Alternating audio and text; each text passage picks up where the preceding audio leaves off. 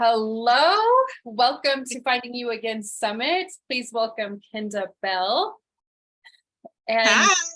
hello, you're also known as the joyful mom, or the Joy Factor Mama, which is a symbol of resilience, tenacity, and transformation.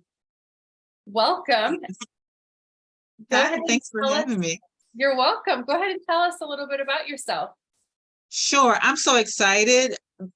Simply because I believe that anytime that anyone has the opportunity to share about their journey and someone wants to actually listen is a sacred opportunity. So thank you so much for having me, first and foremost. You're welcome.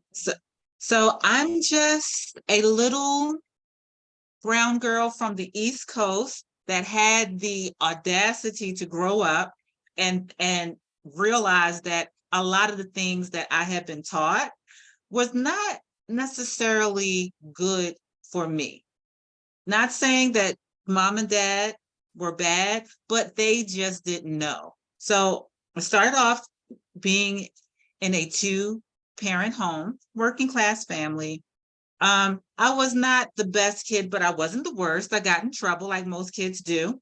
And as I progressed, I got pregnant at 21. Now, 21 is a legal age, but I was not an adult yet, and I was not ready for that. And so I became a young mom, which was not in the plans for my parents or for me, but I chose to keep him and move on and grow in my life. Now, the son's father and I, we were both young, not the best people to be having kids. And when I say that, it's nothing about our character or the way that we had been raised, but we just were still children. We were still children. And sadly, they don't have a parenting licensing requirement, which I sometimes think that they should. So from that point on, I began to shift less from my personal dreams of being an artist and a writer and all these different fantastical things and really focusing on being a parent. And that's when I began to start slowly losing my joy. And when I say that, I'm not saying I was a happy person, but the bouts of depression grew more and more with each year, more responsibility of raising a child. My son's father was a co-parent, but that's a lot of responsibility when you're not planning for it.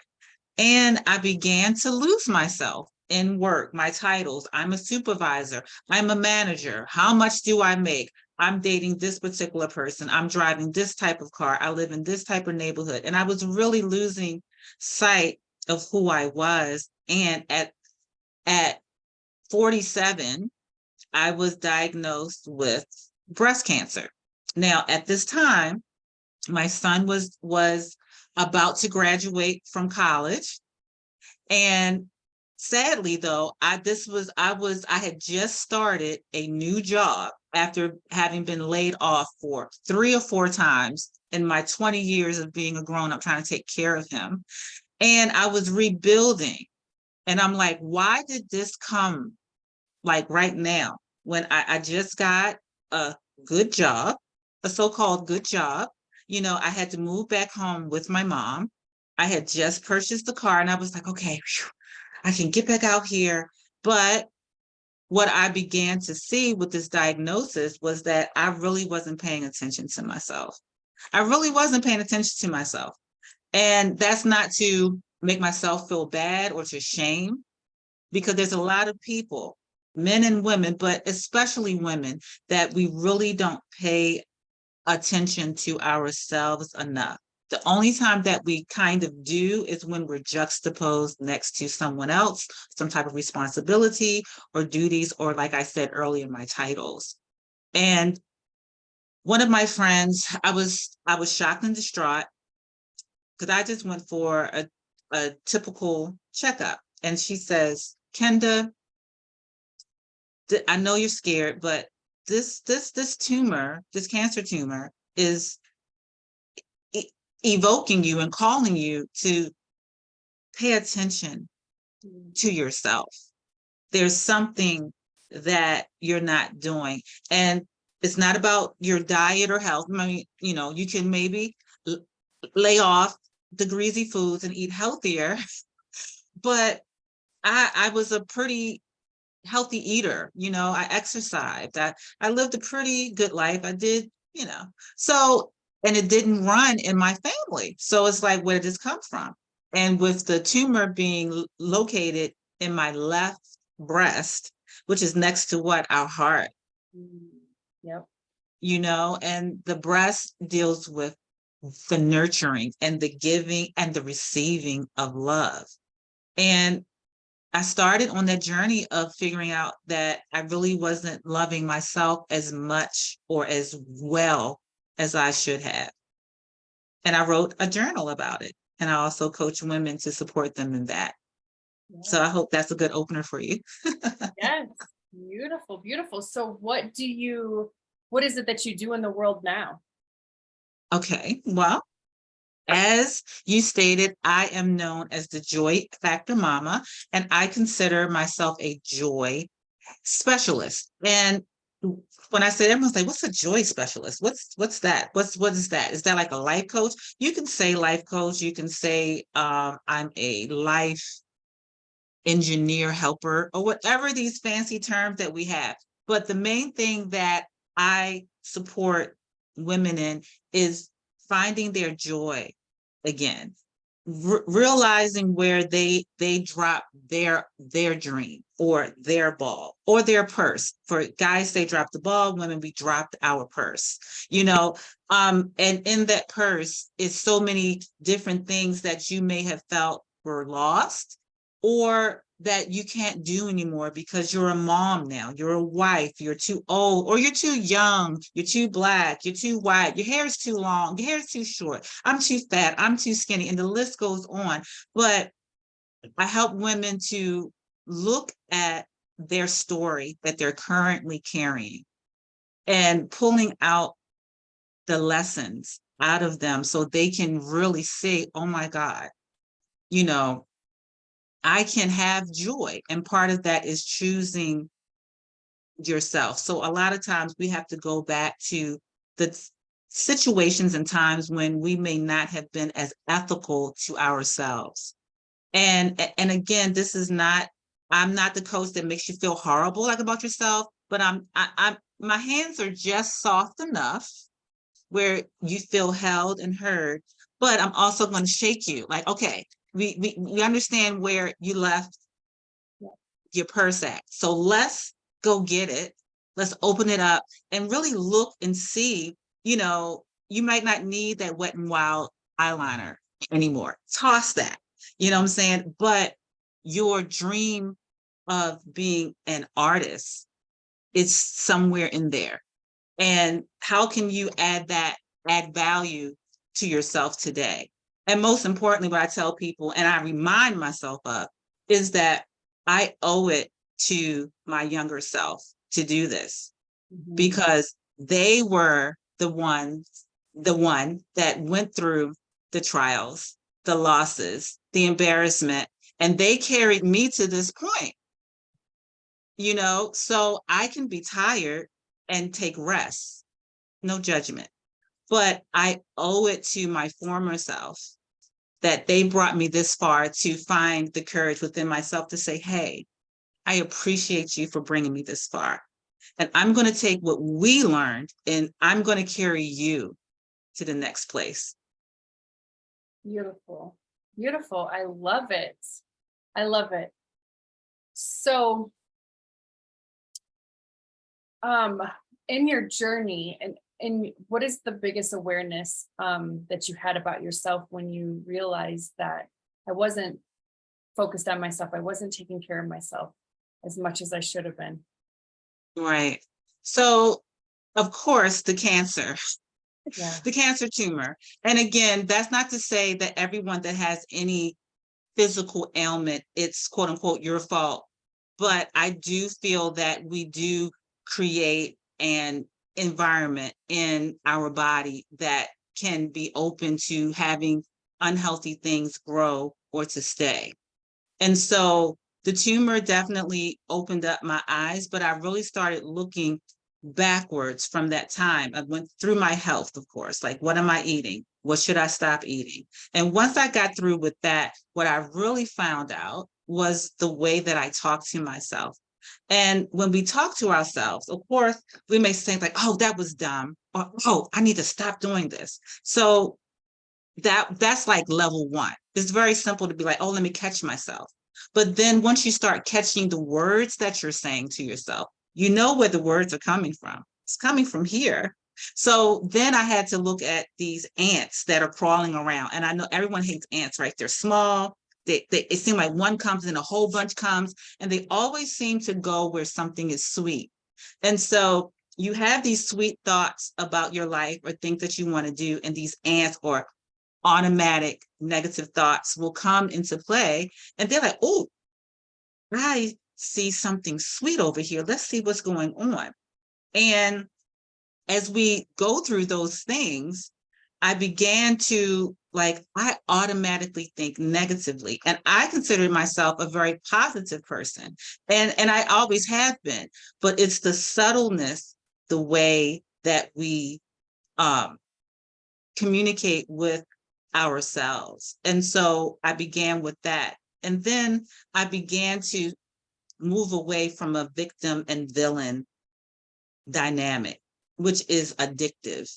It's very addictive to sit in the victim seat because it gives you a sense of the righteousness. And while we say, oh, I was a victim, and again, I'm not victim shaming at all, because we've all been victims of certain things. And we may have not had full control of those things. So I dare not tell anyone that you should not feel a certain way or feel that you have not been handled in a righteous way. Yeah. But what I'm saying is that for a lot of the things that I could control by simply saying no, I had to own up to that. I had to acknowledge that maybe I was holding on to a lot of pain and anger that was no longer serving me. And a lot of times we say, I need to remember so that I don't make the same type of mistakes again. I'm going to keep this line right here. And I began to create boundaries. Boundaries are great. Boundaries are important. But I began to move forward beyond creating boundaries and deciding that I wanted to create space for myself. Because when you still can talk about creating boundaries, you're still giving a signal to your mind that you don't feel safe. Yep. But again, I'm not saying just bump the boundaries. It's levels to this, right. And that's where I began to start taking more ownership, and not only because then we have a level where we go from, okay, I'm not a victim, and I'm claiming that I have been victimized and I have called this out and I'm no longer going to do this. So then some of us, as I've seen a lot on social media, everyone wants, I'm in my villain era. I'm in my villain era. I want to be a villain. And I'm like, okay, if that empowers you, because my clients, I let them, you are your best expert. I always tell people that I'm not here to coach you to tell you how to live, but I'm more so the type of person that helps you to figure out your expertise at being you. What systems, what practices work for you? And being a villain is still, you're in a toxic, codependent type of relationship at this point. So now you're now, I'm not the victim, but I'm going to be the villain, and I'm going to tell people how I feel, and I'm going to scorch the earth if I have to. No problem. But are you doing it in an ethical, selfish way, meaning that you're doing it first and foremost for yourself to better show up with more love and joy with others, not as a punishment? Yeah. So those are a lot of the things. I really have been doing some emotional engineering, based on my thoughts, and I've seen increasing joy. Mm-hmm. Beautiful awareness. I love that analogy too. I love all of your analogies. So what are 5 things women must remember? Ah, you must remember that number one, you were born to be whatever you choose to be. And when I say that, of course, we have our social norms, we have the way that we are raised, and that is perfectly fine. Mhm.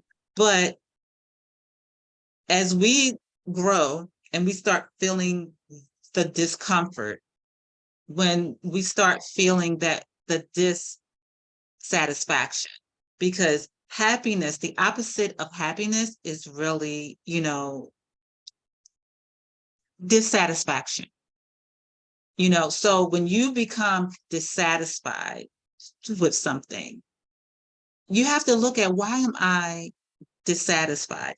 Does this particular thing or this particular mindset or this particular structure support who I want to be? If it does, then what are certain things that I need to do to create some comfort for this? Now, if I'm not willing to do that, then it's not working for me, right? So I then need to consider shaking it up, like a little bit, outdated norms, like husbands and wives marriage. Now, I got married for the first time at 49. So for the first time, happily married. And so part of that is saying that, because I didn't get married, not because I didn't have the opportunity to do it, but I was very concerned about my freedom and how I can be, to be still me. I like wearing bright colors. I'm a chatty box. And there were certain things that I was told that a wife does and should not do. And so I shied away from really taking serious, because I felt like I had to change myself. But what I encourage people to do is, as you become more authentic and freeing yourself from outdated norms that don't serve you, if those norms from the 50s and the 60s support you, because there's a lot of women that are championing the soft life. I love it. I just wake up and sip my tea and just sashay around in my silk robe. That is absolutely fine if that's what you want to do. But you have to be very conscientious that you have to put forth that energy to not only create it, but to maintain it. You also need to understand that if you are a woman that wants to run your own business and be out there in the trenches, then you need to be very confident in being able to do that while still laying in your femininity as you need. You don't have to necessarily choose both. And choosing partners that understand that if your husband is better as a stay-at-home dad, why should you be shamed for that if that works for you and your family? I think that most women as well that are stay-at-home moms, at least the women that I know, they usually have some online businesses and different things that they do. So those type of things can bring about more joy. And then you can be ethically selfish in a sense to say, I choose me and my household. I want to go out and be the CEO, and my husband is really good with the kids, and I have no shame in that. And you create the same type of a balance that you would want. Mhm. Okay. Or traditional, whatever you want. The second thing would be to not really fear embracing selfishness. And when I say selfishness, is not in the traditional sense of selfishness, because when we think of selfishness, they're like, oh my God, what? No. When I say ethical selfishness, it's really about, I'm choosing myself more authentically the first time. And this is something that we all have to learn. We don't always come out of the womb knowing it. So again, some people like doing the scorched earth approach. I like to lean into it by thinking about, am I saying yes to this because I genuinely want to do it, which is usually the first question. We usually want to support. Yeah. But then I have to do the deep dive to say, do I have the energy to honestly do it? Yeah. Do I have the resources and the time to really do it to the level of love and appreciation that I want to give to said person that may have asked me to do something? And if you can't answer yes to all of those questions, then you have to learn to be comfortable in saying no. And on the other side of that is that we are not going to weaponize no, because a lot of times, sometimes we build up our yes bank, as I like to call it. We build up our yes bank. Like, oh, I'm gonna tell them yes. Well, I know that when I ask for my favor, my condition, that they better say yes. And if that person chooses themselves, what? It's always do this for you, and you can't do this for me one time, just one time. And are we angry because they said no, or are we angry because we said yes on the anticipation of them saying yes back? So these are, I make you ask the real questions. Love it. I love it. The next thing, of course, is prioritizing self-care. So when we talk about self-care, it's not always about getting your nails done, getting your hair done, buying a new outfit. I mean, to me, those things should be standard operations. Those are the type of things that you should do for your self-care. When I talk about self-care, it means being okay with having some quiet time. Being okay, again, going back to my last point of saying no. Saying no is self-care. Also, being ethically selfish to go out and enjoy life. That's self-care, going out dancing. If you may feel, oh, I really can't dance, but you really need to move your body, that's self-care. Self-care is also making sure that you have healthy conversations, not only with yourself, but with other people. Being able to say this conversation is moving in a direction that doesn't make me feel comfortable, and being okay with that, and not just, I can't believe they were talking to me like that, and never say a word, because you're building up that energy that grew my tumor.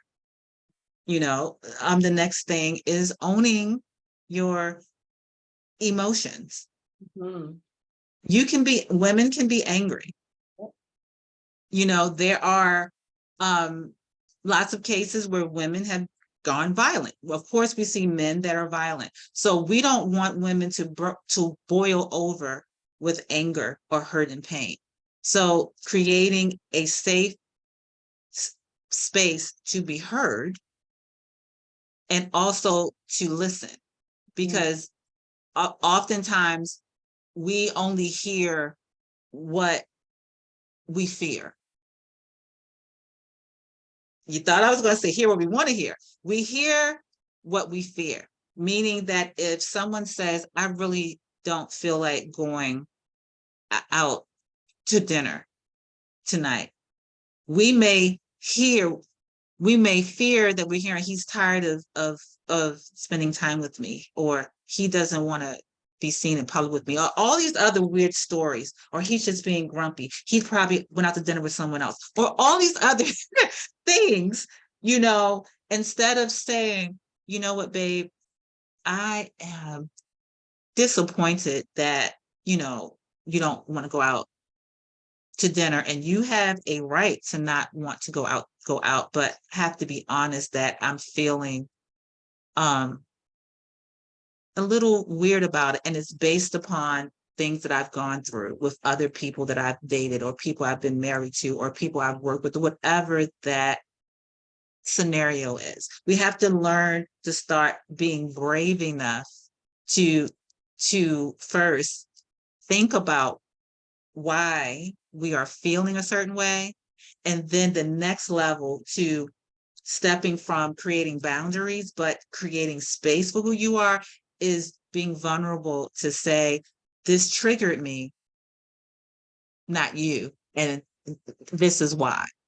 And in that caveat, we can also say that if you're a person's tone, because my husband and I, we're still growing and we're still learning, because we come into these partnerships with conditioning and norms. And so there are times when I may tell him, your tone, I know you didn't mean anything by that, but your tone felt a little like abrasive. Is anything going on? And he has to be ready to be honest about it. So it's not just the woman running, it's like, what's wrong? Did I do something? That's not what I'm saying.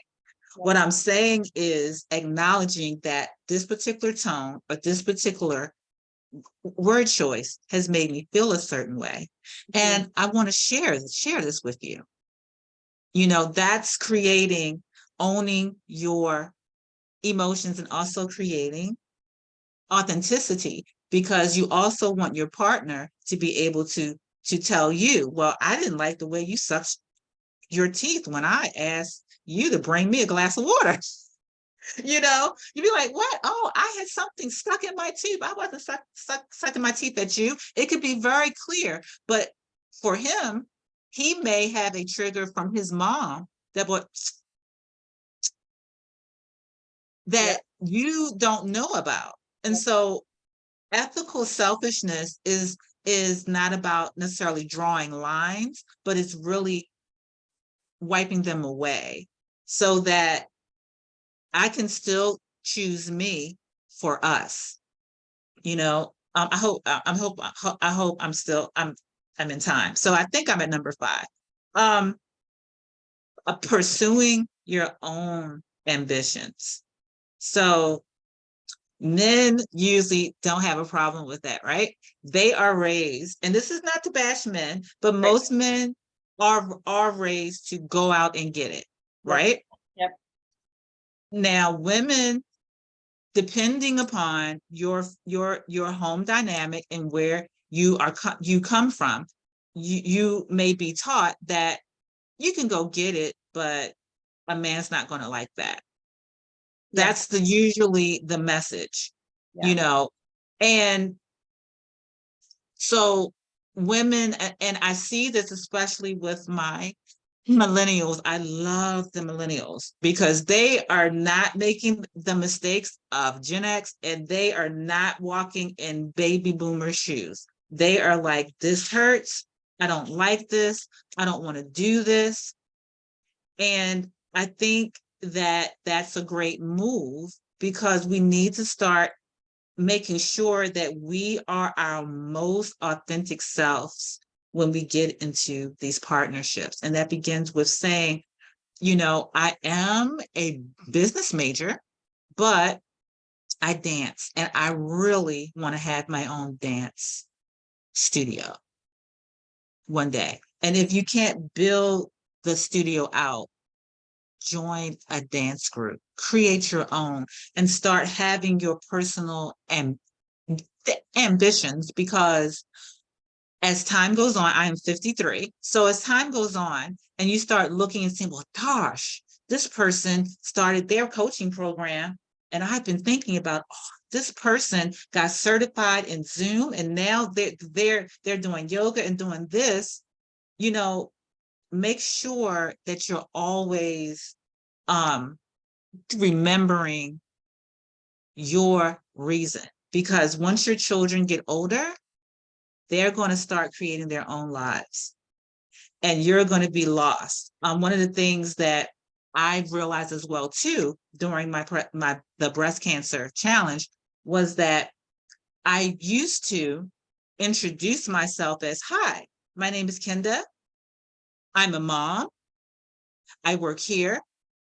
I do this, and blah, blah, blah, blah, blah. It's never like who I am. Mm-hmm. And then prior to that, before my son, I would add in, hi, my name is Kenda. I stutter. Because that's a whole nother layer of finding my voice. I used to stutter. I began stuttering at age 5.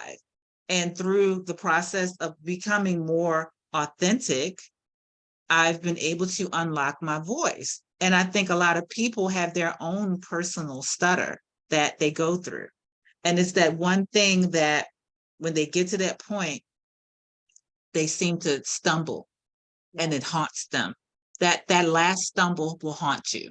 And that's what happened to me in kindergarten. I knew the alphabet.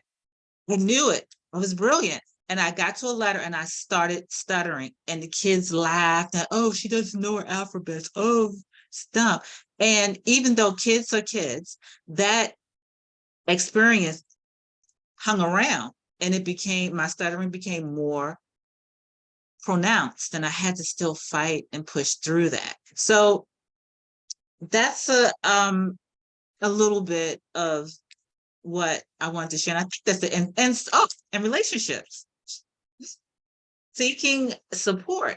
And when I say seeking support, is not necessarily someone that agrees with you, but someone that understands where you're trying to go and supports your growth, and asking for help and being brave enough to see that if someone cannot support you, then you be okay with that and don't take it personally, and still seek that support, because they may be going through a personal storm where they cannot hold space for you, and they're being honorable in the best way that they know how to let you know that they can't. Some people can't say, I'm going through something too, and I can't help. Yep. So that's it. Awesome. Beautiful. I love it. I love it. And tell us a little bit about this journal you wrote.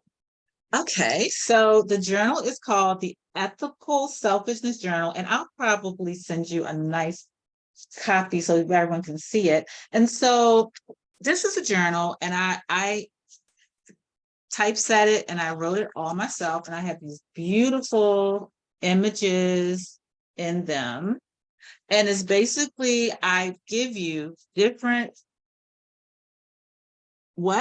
perspectives, which are basically stories, and these are little short stories that will serve as a writing prompt. And these are different things that I have gone through, or different things that my clients have shared. And then I ask you 2 questions. And these are not, how did this make you feel when you read this? This is like, for instance, in this particular question I asked, have you ever found yourself saying yes when deep down you really wanted to say no? Think about a time when you agreed to something even though you really didn't want to. And of course, okay, that's a nice little question, but then we go to, can you recall the specific circumstances and the factors that influence your decision to say no?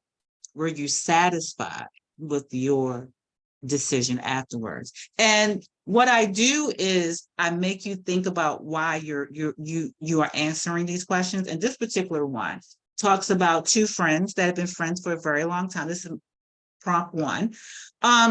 It gives you a story about these 2 friends that have been friends for a while. They're both parents and they babysit for each other. So one evening, it's Friday night, and it's the end of a very hard week for one of the friends, and she's already scheduled for her kids to go to the grandparents' house, and she's thinking about taking a bath, but her friend calls her up, which, number one, she kind of always calls her at the last minute, asking, hey, and her friend met a new guy. She's happy for her friend, and she's like, he wants to take me out on this like quick trip, weekend trip, can you watch the kids? And the friend is kind of like, oh, I really want to, but I don't want to. But this is my friend. She's been trying to get a date for a really long time with this guy. He seems nice. I don't want to look like a hater. All these different things. These are the things that we think about. But where are you in that? You know, are you really tired? And are you saying yes because you want her to be able to, when you really want her to say yes, she better say yes because you sacrificed. And these are the type of things that I put you in, because these real situations, because these are the type of topics that I've covered with my clients. Yeah, very thought provoking. And it's good to play it out beforehand before you're in a situation like that. So you already know how you'll respond.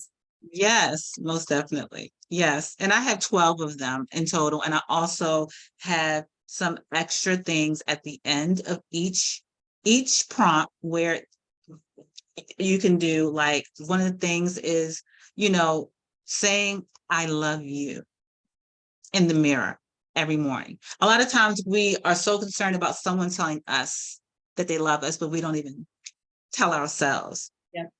It's very scary to look in the mirror and say, I love you. You're beautiful. You, you know, and I still sometimes have to really, okay, Kenda, you're feeling down. Come on, look in that mirror. You got this, and speak it unapologetically. And I also have some meditations as well that go along with them. Yeah, I'm Awesome. I excited. love it. I love it. How long did it take you to create this journal?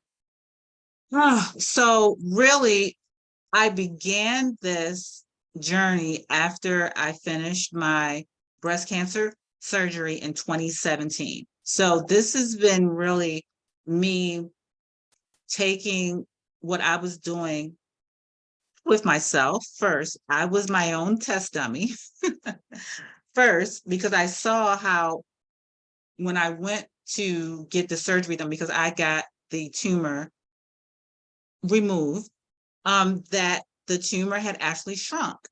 Mm.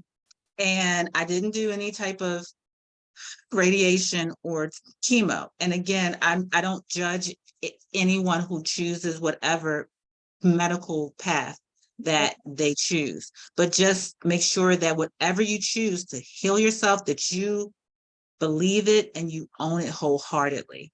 And so I believe that, based upon the different things that I was doing holistically, and as well as going to see my doctor, that I was able to shrink the tumor, not just with the different herbs and different diet changes, but also the way I was healing my spirit and myself. And it shrunk. And they were like, oh my God, it's shrunk. And they took it out. And I have been cancer-free still for 6 years. So I'm very thankful and very blessed. And so since I said, okay, this works, Yeah. okay, I see that this works, but how do I sell this? And I had to be confident to continue to work this for myself.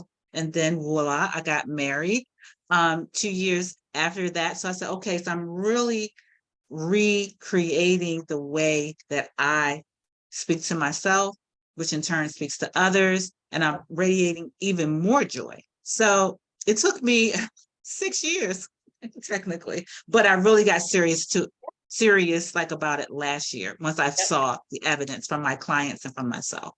Yep. I love it. I love it. And a lot of work, a lot of thoughts, and I love it. And I love that you used it for yourself first, and beautiful, beautiful. Where can the people find you? Well, I have two websites. My initial one is www.kendabell.com, Okay. and that's where the ladies hang out.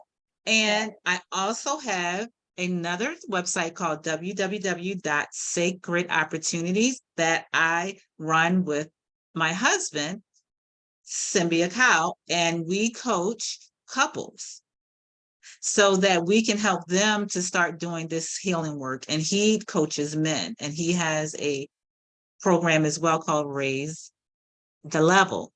And because we want men to understand they have to raise their emotional quota, Yeah.